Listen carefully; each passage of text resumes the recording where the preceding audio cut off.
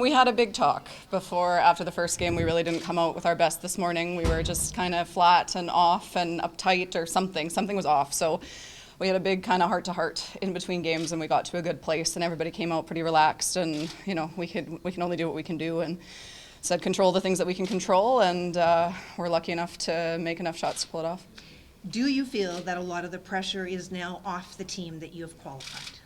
I don't know if I would say off, but certainly that was goal number one, and we were in, a pretty precarious position of not getting there, which would have been really disappointing. So I think there's still pressure, but goal number one accomplished at least now, so see if we can come out and string together a couple more wins.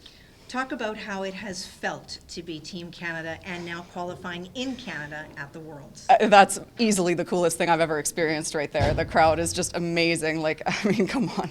It doesn't get better than that in sports, I don't think. I can't say enough about Swift Current and the crowds. It's been absolutely incredible, bar none, the best thing I've ever experienced. Yeah, it was a battle early, and it seemed that whichever team didn't have the hammer was in really good position. And then, you've made a great little tap to save that end, and I made a draw for one in the first end. So it was just kind of the team without the hammer had the other team in trouble, and then we got a miss out of Eva on her first one in the end where we got three there, and then made girls perfectly swept my draw. And then we're able to get a 3 spot out of that, so that broke it open a bit. But then when you have a steal back, it gets a little uptight again. But everybody just, I think, was kind of at peace with what was going. Regardless, you have to really accept the worst case scenario, and I think we did a good job of that. And then once you do that, it's off your back, and you can just come out and play like you can. Yeah, that was a big one. We were fortunate there. We got a miss, so we were able to go and peel the corner guard, which is tough to do. And I can see Amy in the hack talking herself into it, and she came down, and I'm like, I know you don't like it, but it's the right shot. And she's like, I know it is. I got there. So, it's just one of those things. It's a smart thing to do scoreboard wise, and luckily it paid off. Yeah, that was goal number one for sure, was to make the playoffs, and obviously we would like to be on the podium, so we'll see if we can string together a few more wins and take care of that, and then kind of see what happens from there. But goal number one checked off the list, which is a nice feeling. As proud moments go, wearing Team Canada uniform, I imagine tonight is up there for you. For sure. I think, I absolutely would have said if we would have lost that game that I was proud of how this team has worn the Maple Leaf. I think we've worn it with quite a bit of class and a lot of focus.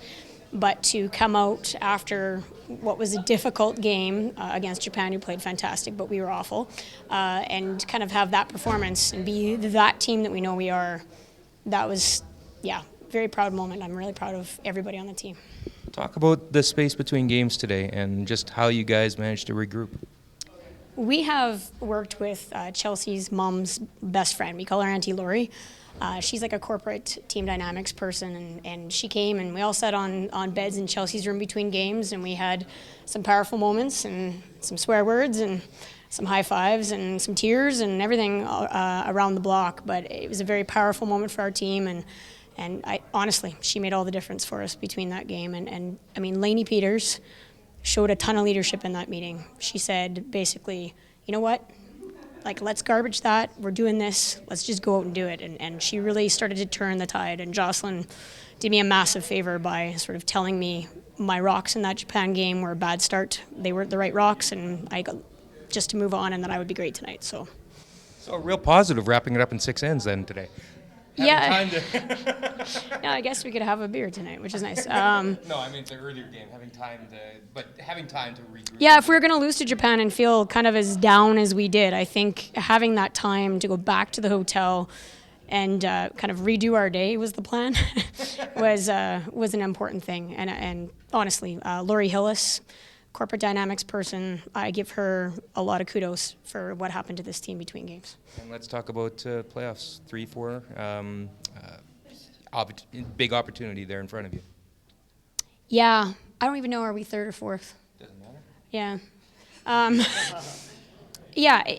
Basically, I mean, that's what you want. Yeah, at the end of the week, you want a chance to be in playoffs, and we didn't want this to be the last game with the Maple Leaf on our back for this season. So that's all you want. You just want to be there in the mix at the end of the week, and that's what we got. So I'm super pumped.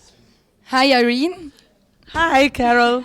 So, how it feels to finish the round robin on the first place? Oh, I'm so excited. It's perfect. We played very well, so I'm very excited. So, what was the clue to win this game now? Or the key shots?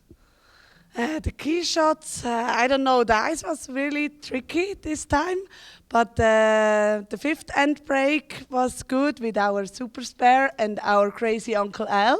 So I think that's it. Okay, so and what are you gonna do this evening? Hurry hard to the patch. That's it?